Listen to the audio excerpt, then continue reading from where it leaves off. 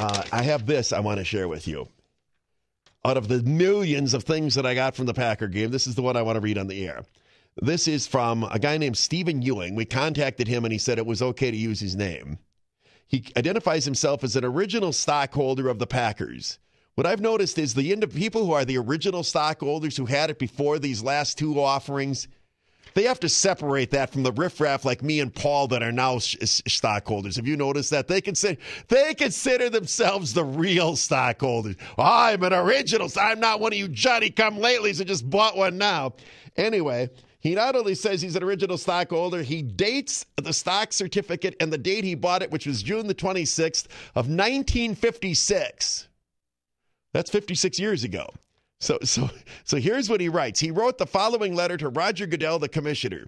Dear Roger, you are a disgrace to the league and the poorest excuse ever for an NFL commissioner.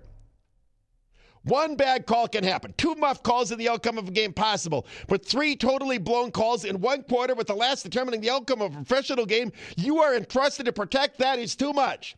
The refs involved should all be fired, sent back to officiate JV games where they belong. And you, sir, should offer a heartfelt apology to Coach Mike McCarthy and the entire Green Bay Packer organization.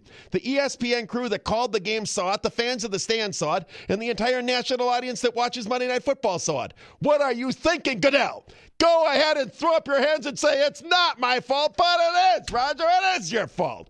You have compromised the integrity of the game and demonstrated exactly how mismanagement of assets can adversely affect the outcome of a professional sporting event. You are 100% responsible.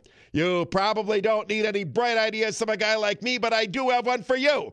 You are probably so dumb you couldn't find your bleep with both hands. But why don't you start wearing a paper bag over your head when you go to work at your Plus New York office? It won't hide your stupidity, but it will keep you from being recognized by the fans. And do yourself a favor.